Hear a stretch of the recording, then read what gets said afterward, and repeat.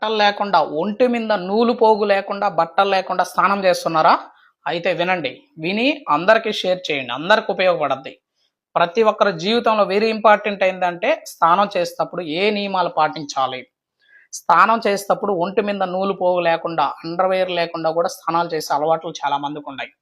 అది లేడీస్ కానీ మగవాళ్ళు కానీ ఎవరైనా సరే లేడీస్ జెంట్స్ ఇద్దరు నూలు పోగు లేకుండా స్నానం చేస్తే ఏ ప్రభావం ఉంటుందో చెప్తా వినండి.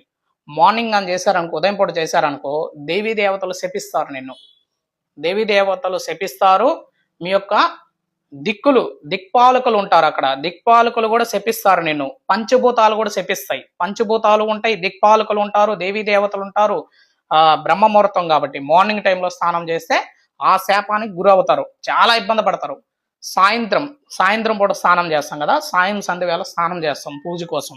అప్పుడు కూడా నూలు పోగు లేకుండా స్నానం చేస్తే ఏమవుద్దంటే భూత ప్రేతాలు కొన్ని తిరుగుతూ ఉంటాయి సంధ్య వేళ. అప్పుడు వచ్చి పైన కూర్చోటాయి అనమాట. పైన కూర్చొని నిన్ను ఎప్పుడు ఇబ్బంది పెడతా ఉంటాయి.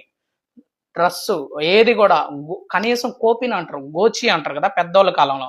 కనీసం కడ్రాయర్ లేకపోతే ఒక గోచి గుడ్డ అక్కడ పెట్టుకొని ఆ గుడ్డైనా వేసుకొని స్నానం చేసి మళ్ళీ అది అక్కడ పెట్టేశారనుకో, నూలు పోగైనా ఉండాలన్నమాట.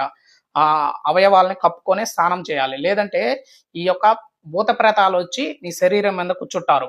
ఎప్పుడంటే మనం బట్టలు లేకుండా నూలు పోగు లేకుండా ఎప్పుడు ఉంటారంటే కొన్ని క్షుద్ర పూజలు చేసేటప్పుడు, కొన్ని నెగిటివ్ యాక్టివిటీస్ మన దగ్గరికి రావాలి అనుకున్నప్పుడే శ్మశానంలోకి వెళ్ళేసి అక్కడ కూర్చొని పూజలు చేస్తారనమాట. ఏం నూలు పోగు లేకుండా.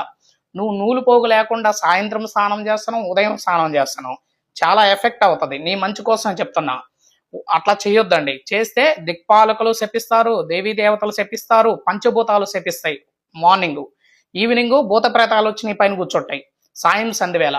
అందుకని ఏదో ఒకటి కనీసం గోచి అయినా పెట్టుకోవాలన్నమాట. అట్లా పెట్టుకొని చేయడం వల్ల మీకు మంచి జరుగుద్ది. దయచేసి ఎవరు అలా చేయొద్దు. మీకు మంచి జరగాలనే నేను కోరుకుంటాను. నా వీడియోలు అన్ని డౌన్లోడ్ చేసుకున్న ఫేక్ ఐడీలు చాలా ఉన్నాయి. ఫోన్ నెంబర్లు పెట్టుకొని ఉంటారు. ఎవరు నమ్మొద్దు, ఎవరు కాల్ చేయొద్దు. అన్ని ఫేక్ ఐడీలు. చాలా జాగ్రత్తగా ఉండండి. నాతో మాట్లాడాలంటే నా ఇన్స్టాగ్రామ్లో పర్సనల్ వాయిస్ మెసేజ్ ఇస్తే అది ఓకే అంటే వాళ్ళ కోసం నేను పూజ పెట్టిస్తాను. ఓం నమో వెంకటేష్.